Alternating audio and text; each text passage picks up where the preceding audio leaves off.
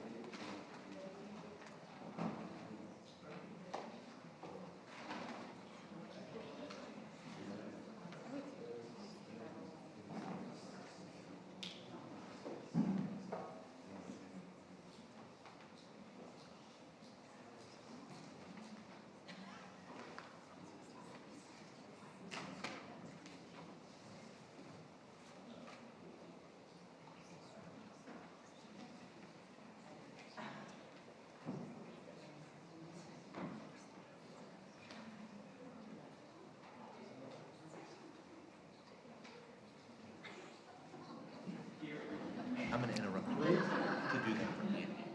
Okay. I won't. I'll just call on you after we do the very first thing now. Okay, everybody, it is about 8:22 p.m. on Tuesday, April 28th, 2026. It is time for us to call the meeting of the Village Board to order. Deputy Clerk, please call the roll. Trustee Orth? Here. Trustee Whitaker? Here. Trustee Fowler? Trustee Gallen? Here. Trustee Edis? Here. Trustee Elfman? Here. President Mandrick? Here.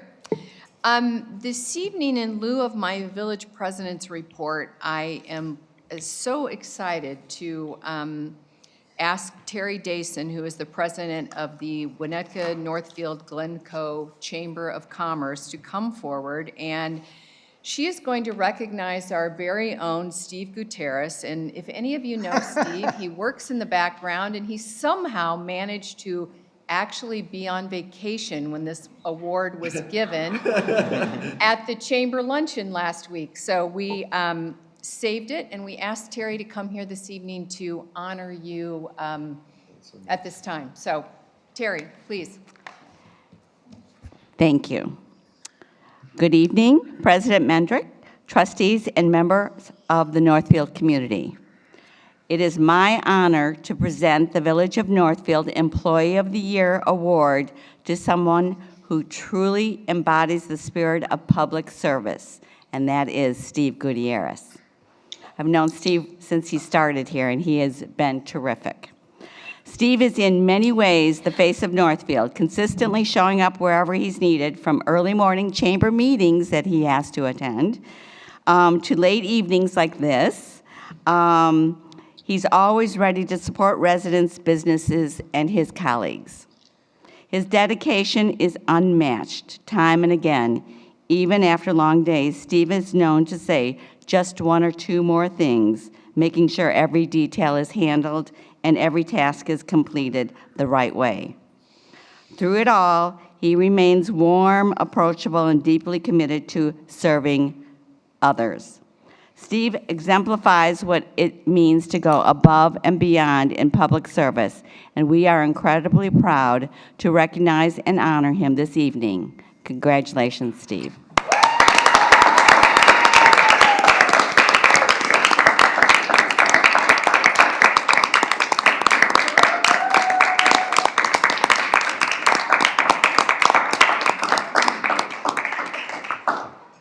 If you had been at the luncheon, you would have had to come forward and give make a remarks. So is there anything you'd like to say? I thought I had gotten out of that. Only honestly that I think, as I told Patrick when he informed me of this honor, first of all, I was very grateful to the chamber and to Patrick for nominating me, but really truly think that there's any number of people, other village employees that would equally or more so deserve this honor. And I have a small but very mighty team that I really rely on to get the job done that we get done in community development. And so I really will really consider this to be an honor for all of us and on our team. So, and thank you.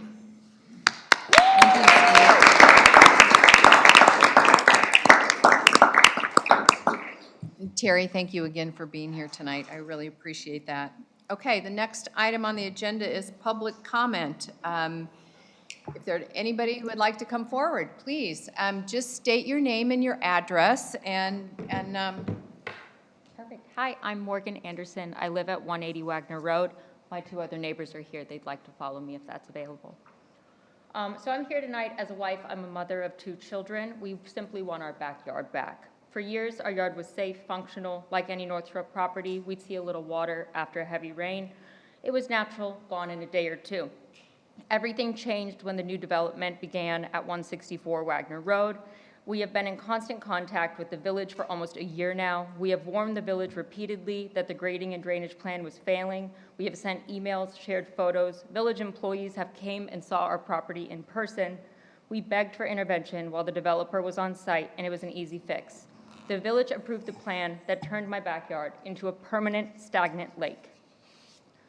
This isn't a neighbor dispute anymore. It's a matter of the law. The village has authorized an unlawful diversion of water under the Illinois Drainage Code that, by law, a developer cannot increase the volume or velocity of runoff onto a neighbor's land. My physical state of my yard is living proof that this has been violated. Second, we tried to get answers, and the village failed to respond to our FOIA request within the legally mandated timeline. In some correspondence, the village acknowledged that 164 Wagner is now physically higher than 180 Wagner, and that 164's drainage needed to be improved prior to the as-built being approved. Despite several months of warnings and the village issuing a final sign-off with no further drainage or grading work completed and let that house sale close on March 27th, the village allowed a developer to walk away with their profit while leaving a Northfield young family with a yard that is now unusable and retention basin for their project. We are asking for a written plan for a permanent engineered solution that restores my property to original state. Thank you. thank you.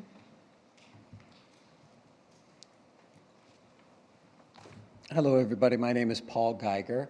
I live at 200 Wagner Road. I am a 17-year Northfield resident.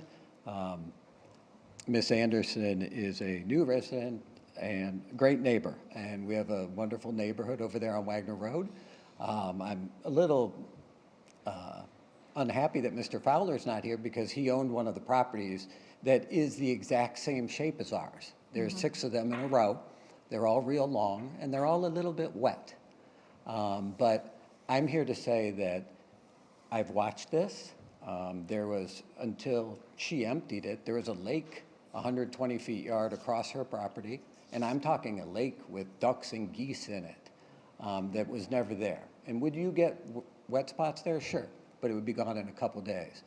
And the village sent a nice young lady out in January. She took pictures. She said there was work that needed to be done. The developer at 164 had, I think, 3 stop work orders, and the village insisted in March that they get a written report, a memorandum explaining how the drainage functions on the development and how it accommodates. And the response was, additional topographic information shows that pre-construction flow has been maintained along the border of both properties. I can tell you that is not true. My neighbor can tell you that is not true. It's not even close. And one day after this was submitted, the village approved the occupancy permit for this property after they threatened not doing it. So the village has pitted now my neighbor against a new neighbor, and they don't want to fight. These are young families with kids, and nobody wants to.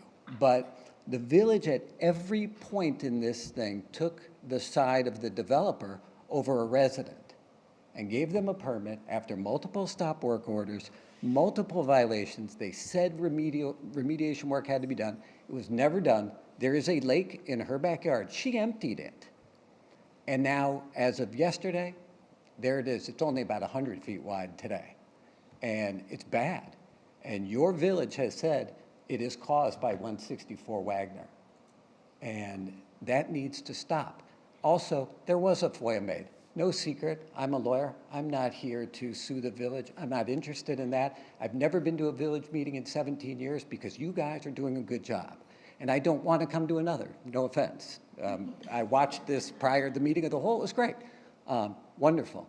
But this problem needs to be fixed, and neighbor shouldn't be pitted against neighbor. And that's what's happened here, because now if she fixes the problem, she has to go against the owner of 164 Wagner, where the problem was the developer and the village letting the developer do what it did. And I can tell you, having been there 17 years, it's not been like this before. Thank you. Thank you.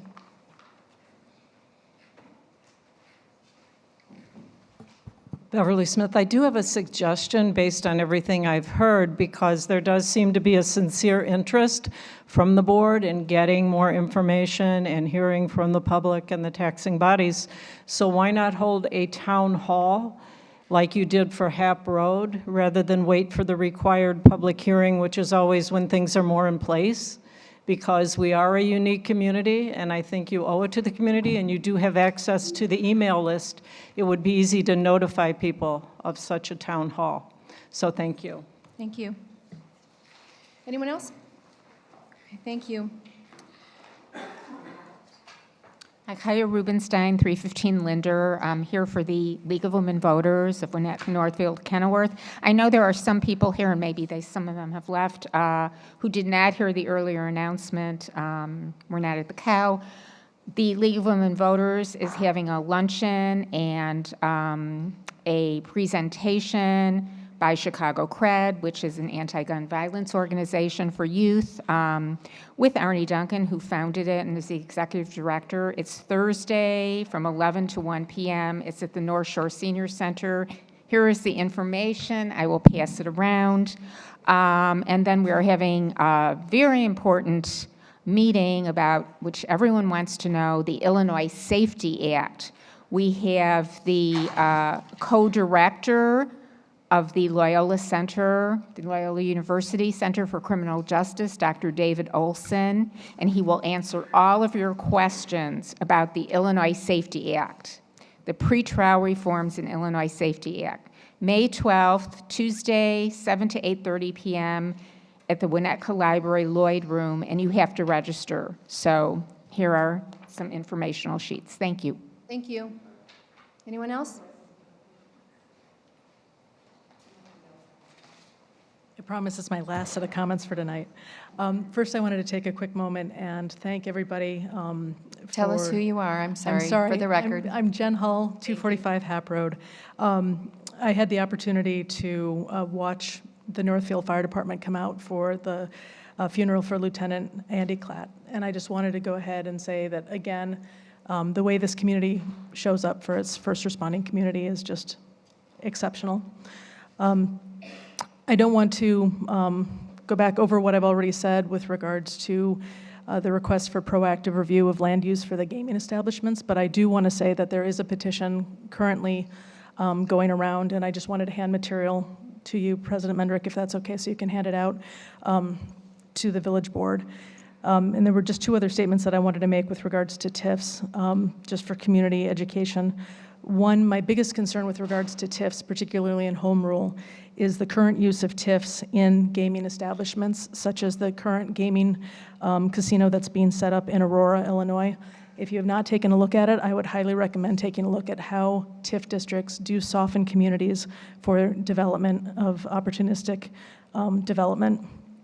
And secondly, just because this past meeting has highlighted the fact that it's very important to keep your community educated, I would highly recommend having the community take a look at the 2019 Kenilworth Blighted Study Status and the work that was done by our Kenilworth at that point in time. In 2019, a township village half the size of ours pushed through a TIF against residents' requests, and I would highly recommend people taking a look at what was done, the concerns with regards to the school district at that time, and even being able to future pace how that TIF has been used to take a look at how it has or has not benefited Kenilworth. Thank you. Thank you. Oh, yes, thank you so much. I'll pass these out at the end. Thank you. Okay. Trustee Whitaker, did you want to have a moment? Yeah, I did, and do. So I'd like to take a moment of silence to acknowledge Lieutenant Andy Cladd, who was a 19-year member of the Northfield Fire Rescue Department, who tragically passed away at 47 years old of cancer. He was also a full-time career firefighter in North Maine, but had the pleasure of teaching him in his last ever in-house fire academy that we taught here in Northfield, and many fond memories. He was a great friend and a great person who all he wanted to do was help everybody. So just a moment just to acknowledge all he did for our community during almost 20 years and wish him well.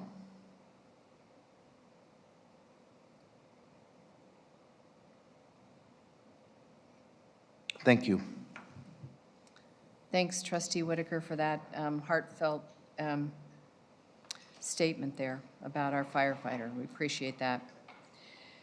Okay, next item of business is the approval of bills and disbursements for March 2026. May I have a motion to approve the bills and disbursements from March 1st, 2026 through April 31st, 2026? So moved. Second. Patrick, are there any items you wish to point out tonight? No, I'm happy to answer any questions you have. Okay. Any comments or questions from the board? Any comments or questions for the public on this item? Okay, Deputy Clerk, please call the roll. Trustee Orth? Yes. Trustee Whitaker? Yes. Trustee Fowler? Trustee Gallant? Yes. Trustee Yedis? Yes. Trustee Elfman? Yes. Motion carries. Okay, next item of business is the omnibus vote of consent items. This is the section of our agenda where one vote can be called to approve a number of items. Are there any items that any board member would like to have removed from the consent agenda for discussion? Hearing none. Okay, motion and second first, or read it in first, because this is where we always have a problem. Okay.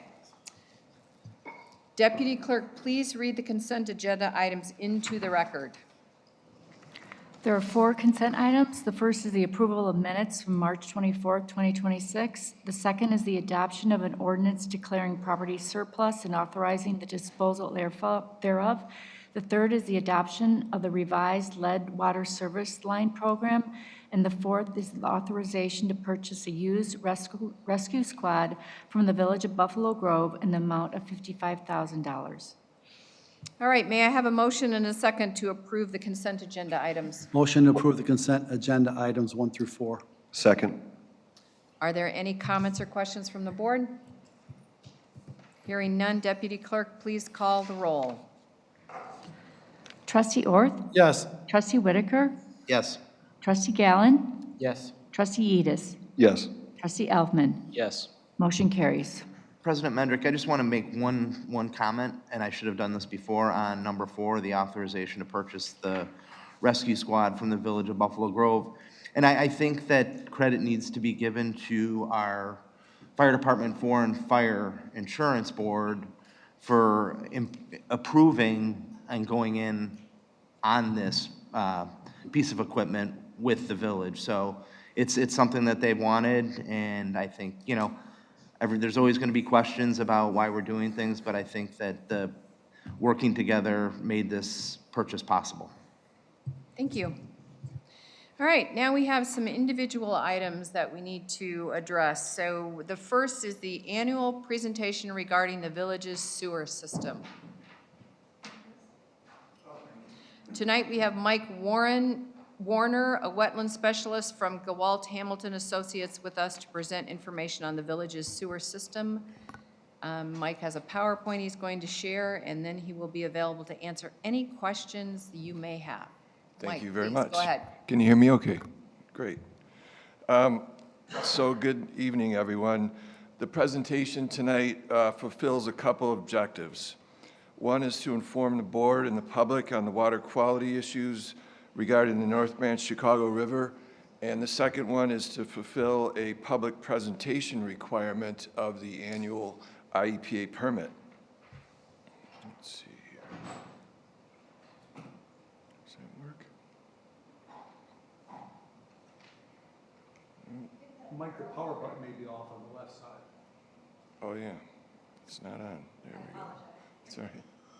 There it is. Voila. Okay. So I want to give a shout out to the Village Public Works staff. They're very well versed in providing inspections of the outfalls, looking for illicit discharges. These are not pictures from Northfield, but they are examples of what illicit discharge would look like. So oil sheens, soaps, et cetera, things like that that are flowing in the water that shouldn't be there. We were not, and I say it's good news, is the Public Works staff did not report any illicit discharges in Northfield for this last year.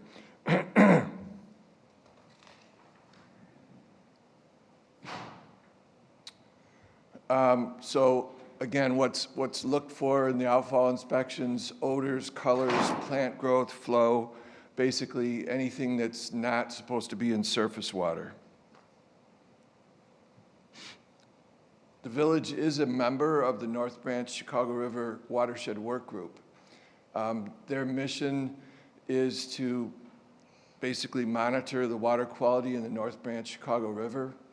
And by being a part of a larger group, each municipality doesn't have to fund that on their own. So there's a efficiency and cost savings with regard to being a member of that group. So there is a new permit that came out in August of 2025. And IEPA has finally started issuing letters saying that, okay, you have 12 months from this date in order to be compliant with that permit. And the date of those letters are either April 1st or April 6th, and they're being received by all the communities in the area as we speak. And I checked with Holly, and you have not received yours yet, it doesn't sound like. So that should be here pretty soon, and then the village will have to comply with the new permit provisions within the next year. So a few of the larger items in that new permit, and I'm not aware of how many properties that the village owns, but the requirement is that there's an inventory of all village properties and then an inspection of those properties 4 times a year for the first year, and then it drops off to 2 as long as no problems have been found with those properties. There's additional reporting requirements in the permit, and there is more language in there about work group participation, but the village is already part of the North Branch work group, so you've got that covered. And that's it. I'd be happy to answer any questions you have about water quality or the sewers under the road or where they come out into the river, anything like that. Thank you. Does this include the village-owned condos that we have? Or, sorry, I guess it's apartments for this inspection? As far as village-owned property, probably not, because we're essentially not the discharge body of the main building. It would be the condo association that would be responsible for that. That's what I was worried about, that we'd be lumped in with a much larger group. Okay. All right, thank you very Any other much. questions? Thank you very much. Okay, next item is adoption of an ordinance amending the fiscal year 2025-26 budget.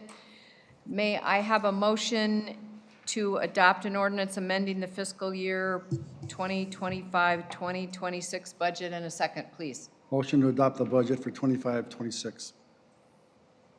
Second. Okay, Patrick, will you please take us through the background on this? Absolutely. Just a quick overview is this is something that happens every year as we administer the budget. Things happen during the course of the year that we don't expend funds we expected to, or other areas where we did have to expend funds that we didn't expect. Additionally, I'm a big believer in amending a revenue budget. So as we look at this, and when we approved the budget roughly a year ago, we anticipated about a $43,000 surplus in the budget. As we work through the year with additional revenues and some additional expenses, our ending balance is $285,355, which is significantly more than the $43,000 that was expected, which is good news. Importantly, within this, as we look at that surplus, every year you'll see me coming forward making a recommendation of what we do with that surplus. And you'll see from the board report, there's 3 options I list. Generally letting that surplus roll into fund balance, meaning leave it in your savings account for future projects in the general fund. General fund, transfer an amount over to the capital projects fund. So when you have a big project to do, you've got funds there. Or third, place those funds or direct those funds toward one of the village's pension plans. For this year, what I recommend we do is we start working at paying down our unfunded obligation in the Illinois Municipal Retirement Fund. It's about $3.4 million, and Melissa and I had worked with IMRF ahead of time to figure out if we start paying that balance down, what will it mean for our future contributions? And every $300,000 means about a 0.5% reduction. It doesn't sound like a lot. However, our current contribution rate is 10.9% of IMRF employees' salaries. The average for IMRF members is 6.9%. So if we can get our unfunded balance paid off, our contributions will be reduced under today's numbers at $220,000 per year. So as I look at that, I think it's a good investment of your funds to direct $250,000 toward IMRF. On the auspice, if we can keep putting the revenue in there and paying down that balance, at some point we'll get down to the average and hopefully better than that and save about $200,000 a year. That's an ongoing savings. You can take that money and redirect that to start paying off the police pension fund, which is a much larger unfunded obligation, or through any other absence that the board decides to take at that point. Excuse me, did you say 200,000? Is that what the amount you said of the whole thing? If we were paid off today and had 0 unfunded liability, the savings under today's numbers would be $221,000 per year. No, the amount that you want to put towards it Oh, was $250,000. $250. Okay, that's what I wanted to make sure. And then the remaining money will go to the general fund, or? That is correct. That balance would be about, I've got it underlined here someplace. 35,355? That's the number. Thank you. Any trustees have any questions about that or would like to suggest otherwise with the funds? I just want to say thank you for forward thinking and thinking how to reduce that, because that 0.5% makes a huge difference over time. All right. Any other comments or questions from the board? Comments or questions from the public? Okay, Deputy Clerk. Oh, I'm sorry. Yes, sir. I looked away too quickly. Yeah, that's okay. Come up to the microphone so we can hear you. Carl Miller from 1644 Harding Road. And Can you talk in the air? Thanks. People at home want to. Carl Miller, 1644 Harding Road. Is that good? Perfect. All right, great. I think I missed the lead water thing here. That's in the omnibus. So I came here because I got a letter in the mail that there's going to be work done in 6 months. And I've been investigating. It's like $20,000 or more, and that's like you have to do this now. And I'm just wondering how does that happen? Sure. So if you don't mind, President Mandarinik, I'll take that.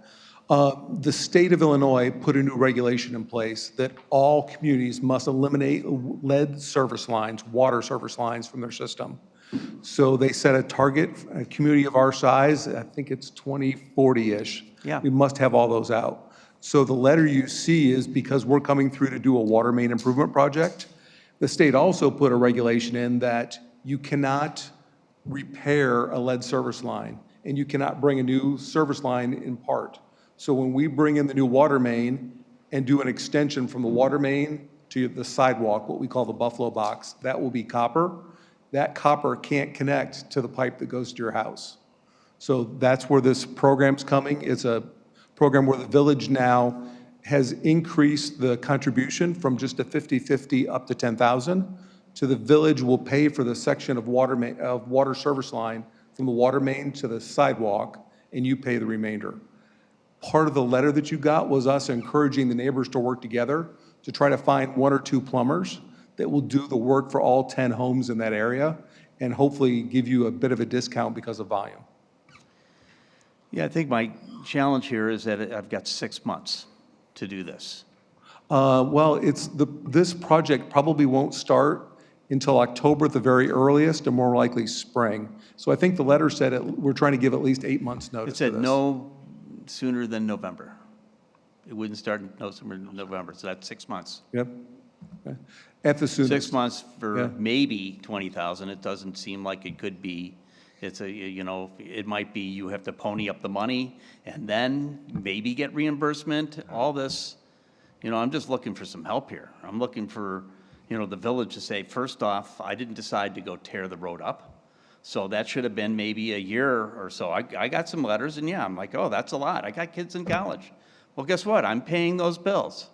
And then I'm going to come back here and say, okay, now I'm going to start to chip away and understand what this is going to be. And I got until 2039, until April. I get a letter and says, now you got to pay this now. So I'm looking for some help here. Carl, can I ask you to reach out to Patrick directly, and the two of you can have a conversation where he can hopefully give you some more guidance Oh, to help absolutely. you through this? I'm happy to. The last email I got said, come here and it's going to be discussed. So I'm like, here I am, Okay. after a very long day and listening to a lot of stuff I didn't realize was even happening. So. Okay. Thank you. Thank you.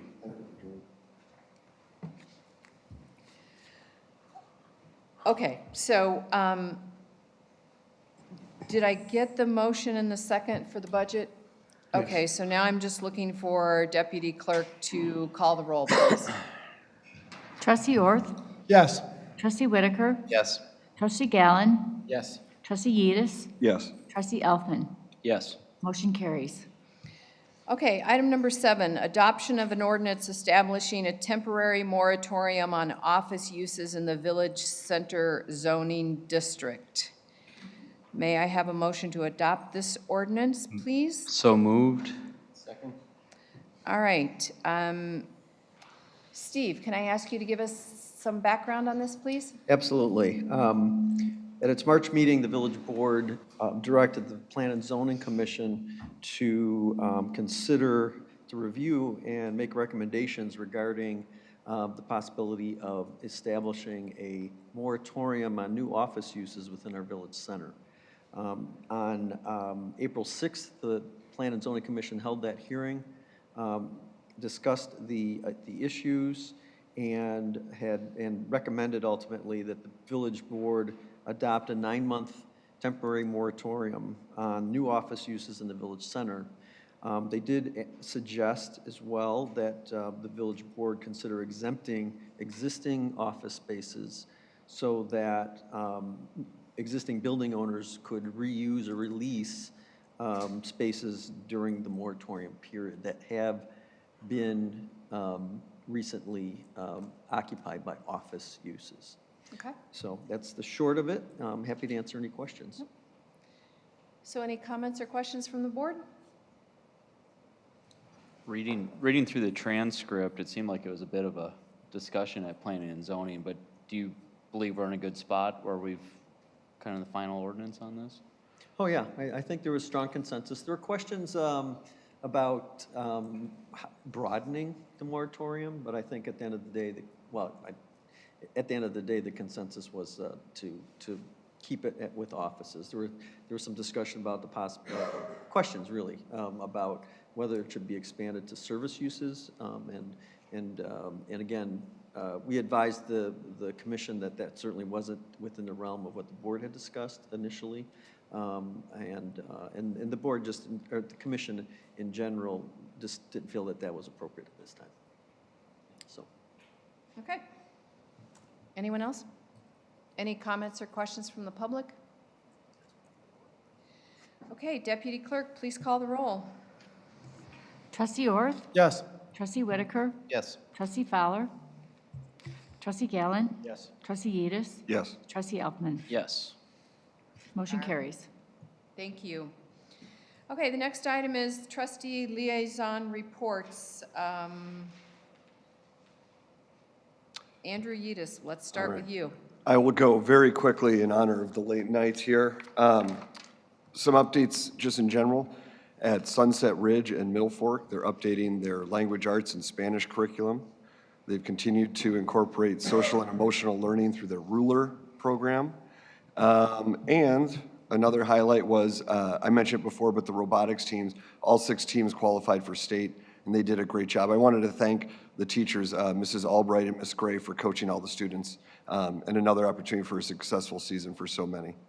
I also thought it was neat that members of the 8th grade band and orchestra visited Mrs. Bassiffin's music class at the Northfield Preschool on 2 Wednesdays ago and did a show and tell for those students, a good opportunity for them to share their experience. And then the 8th graders were just in Washington, D.C., so sort of a culminating opportunity for them. And then at the high school, there was a presentation by the Transition Services Department. They work with students aged 18 through 22 to teach them employment, skills, post-secondary education. They also provide vocational and independent living training. It's a very unique opportunity that New Trier provides with their facility in Glencoe.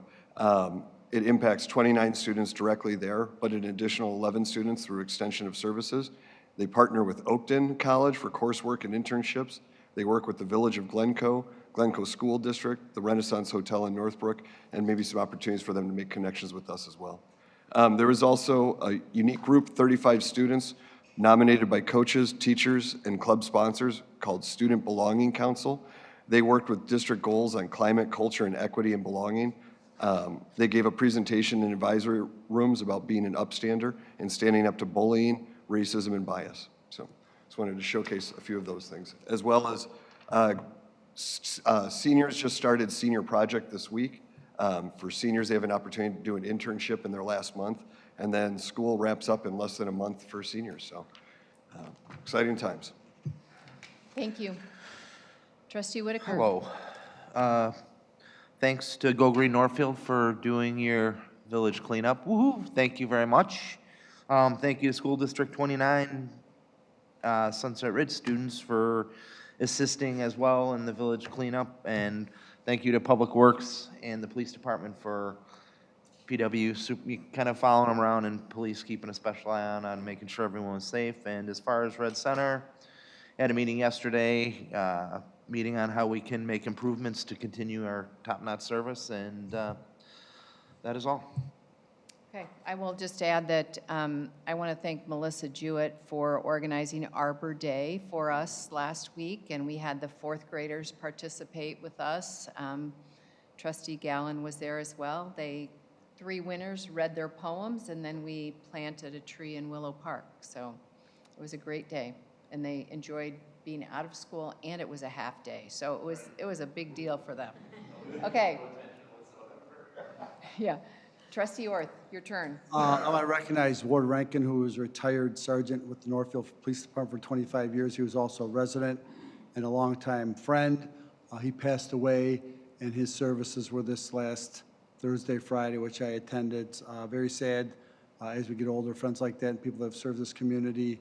I was also at the services for Fireman Klatt, for Lieutenant Klatt. So it was a sad week, several funerals and wakes for things. So I want to recognize Ward for his achievements and accomplishments. He was a great officer. He's one of the people instrumental in getting the Northfield Police Department accredited for the first time through. So he's a great guy, and he'll be missed. So the next Architecture Commission meeting is May 11th at 7 p.m. It's a Monday. The agenda items are 400 Central, then the 464, 466, 480 Central is on the agenda. The Avoca School Board met on April 16th. Their next meeting is May 21st. You go to the website. It's at 6 o'clock. There weren't really that many things that were on there that, of our interests that we need to go through tonight. The Winnetka Park District meeting was just last week, and their next meeting is May 28th. There were a couple things that were quite interesting, and one of those items is that the Park District received an achievement for excellence in financial reporting. The Park District received a Green Award, but one of the things that really affects Northfield is that there's a longtime resident that has been going to many of their meetings and brought up the fact about lightning detection system for Northfield Park. So as of the last meeting, the Park Board Authorize the purchase and installation of the ThorGuard System Lightning Prediction and Notification System in Northfield Park, which is on the east side of town. It enhances awareness for park users and staff during inclement weather. Based on cost, compatibility, and available parts, this option represents the most efficient and a cost-effective solution. The neighbors surrounding the park, a 250-foot radius, will be notified of the installation of the system and are encouraged to provide feedback to the park district. The good thing is that for the kids that are out there playing flag football with the organization and soccer, they'll now, and people that use the park will be warned when there's potential lightning in the area, and so they can hopefully get off the field. The other cool thing about this is that it should be done by June and installed, and the other thing is that it basically set up to go off between 6:30 in the morning and 10 o'clock at night. So at 3 o'clock in the morning, if there's lightning, it's not going to go off and wake up the neighbors, and hopefully at 3 o'clock in the morning, there's nobody out in the park that needs to be notified to get off the park. So I think that was a really cool thing. So that was one of the other things. And I'll be brief. On April 9th, President Mendrick and I did a presentation to the Rotary for the centennial at the Winnetka Community House. It was well received. They enjoyed what we did. On May 18th, here in this actual boardroom at 10 o'clock, we're doing a presentation for the centennial for the Garden Club. And on June 10th, we're doing a presentation for the Senior Center. This is all to get the word out about our centennial. With all the information and things that we've been doing, I'm starting to feel like I'm 100 years old. So with all the work, we meet quite often. We have a meeting actually tomorrow morning at 9 o'clock, so Tracy and I are In just going to 12 hours. We have a meeting in 12 hours. So Tracy and I are just going to camp out here and pre-do it, but if you'll notice, the banners have gone up, and the banners will also be going up at Clarkson Park, and because of the time and everything else, when some more things get confirmed, I'll do a more in-depth update of all the activities and things that we're going to be doing on August 22nd. With that, I think that concludes my portion of the trustee liaison report. Thank you. Thank you. I do hope we can put on the May agenda an update on the centennial with lots more details. Yeah, I we think have that's- it. Let's Yeah. try to plan that. We So, will. okay, Trustee Gallen. I'll be very brief. The Northwest Municipal Conference has continued their legislative strategy on the BUILD Act, and they nominated their new executive board, which they'll vote on in May. And the library, I think you guys all saw the work for that, so nothing else to add. Okay. Trustee Elfman? First of all, the BUILD Act is, I think we should be paying a lot more attention to that whole situation. Yes. Out of Springfield in general. But Zoning Board of Appeals will have a meeting on May 6th, first one since February, and we've got 2 things on the agenda, so we're making up for lost time. The only other thing I want to mention, Patrick and I had a meeting on the 21st with the Independent Grocers Alliance. They are I use connections of mine going back years, actually a friend of mine from about 10 years ago in DC. They essentially try to help match up communities with grocery stores. So we're going to use, or at least talk to them as much as we can to see what they might be able to help us with and maybe find another option for a grocery store. I'm just, at this point, trying to turn over every stone we can find to get a grocery store in here. So that's probably the biggest thing that we had. Patrick and I will have some more conversations with them going into the future. Thank you. Tracy, one more thing. I'm sorry. I know we're long. I just want to give a shout out to Melissa for all her work with the Centennial and operating the website, along with Bill Byron from the Park District and also Mary Rhodes for all their work on this. It's been an Olman's job. And then also, Steve, I'd like to thank you for the work that you've done with the Winnetka Park District as far as the lightning detection system and helping them guide through anything they may need to have done in our community. So thank you for both for that. Okay, the department reports were provided in our packet. Does trustees have any questions related to those reports? None? Okay. Yes? Tom is not here to report on the Plan and Zoning Commission, and I apologize, Charlie, I have to correct just one thing that she said, because you have been privy to the react, it just occurred this last 24 hours. So the project on Central Avenue, the 92-unit multifamily building that's being proposed, they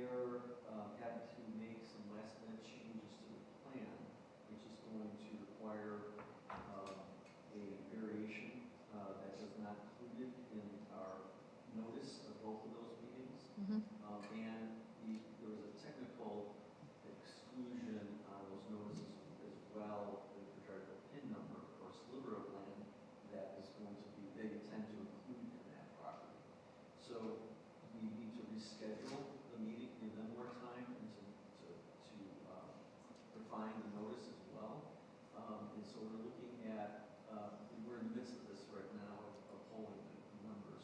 So we're looking at hopefully May 18th and or May 19th for both Plan and Zoning Commission and Architectural Commission on one of those two nights each. So 18th would probably be the 18th or 7th, somewhere 18th or 19th. 18th would probably be zoning, 18th architectural. It's up in the air as we speak. Okay, so. Okay. just a heads So May up. 4th is canceled. And May 4th and May 11th, those meetings are canceled. Okay.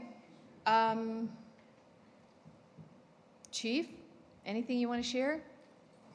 If it's okay, I'd love to give a quick plug for our community roll call events. These are new events we're starting this summer. We're really excited about it. We think it's going to be a great chance for us to engage with people. First one is this Sunday, May 3rd, 6 p.m. at Clarkson Park. And then next one is May 17, 6 p.m. at Northfield Park.